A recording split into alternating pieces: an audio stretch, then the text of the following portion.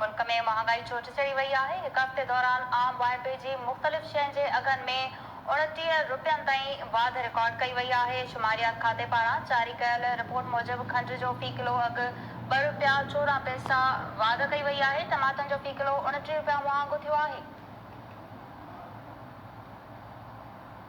ठटे जी सूरत हाल मालूम कंदासीं। Telephone line ते मौजूद आहे ठटे मां केटी न्यूज़ रिपोर्टर महबूब रोही। जी महबूब, अपडेट कजो। जी, ठटे में भी महंगाई जेका उही तरफ़ अची चुकी है। ठटे जी शाही बाज़ार समेत ठटे ज़िले जे मुख़्तलिफ़ जेके मार्केटूं आहिनि उन्हनि मार्केटनि में आम वाइपे जी शयुनि समेत खाधे पीते जी समूरियूं शयूं जेके आहिनि उहे महांगियूं थी वयूं आहिनि। ख़ासि तौर ते मच्छी, गोश्त आहे, सब्ज़ी आहे, आम राशन आहे, खंडु, गिहु आहे, अटो आहे या राशन जो समूरो सामान आहे। उन सां गॾोगॾु हींअर गर्मी जो मौसम आहे।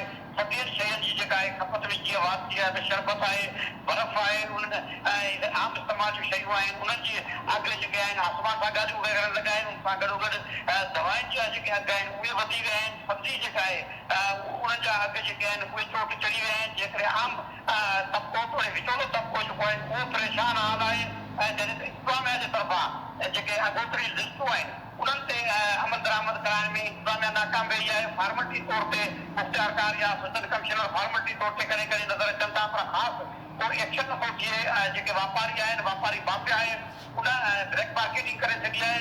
आम शयूं जेके खाधे पीते जूं आहिनि, वाइपे जूं आहिनि, उन्हनि खे ब्लैक ते विकिरो करण जो सिलसिलो जारी आहे। जंहिं सबबु इन्हनि गर्मी जी मुद में मौसम में ऐं ख़ासि तौर ते जीअं उन में परेशानी थी रही आहे माण्हुनि खे।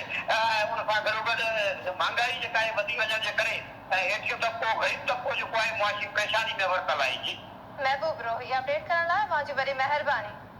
नाज़रीन, टमाटनि जो फ़ी किलो 29 रुपया महांगो थी वियो आहे। बसर 4 रुपया महांगा थी विया आहिनि, जॾहिं त ॻाढ़ा मिर्च 16 रुपया ऐं बेज़ा 4 रुपया महांगा थिया आहिनि। कुकर जो गोश्त, वॾो गोश्त, खीर, चांवर, गुड़ ऐं चणनि जी दाल जी क़ीमतुनि में बि वाधि रिकॉर्ड कई वई आहे।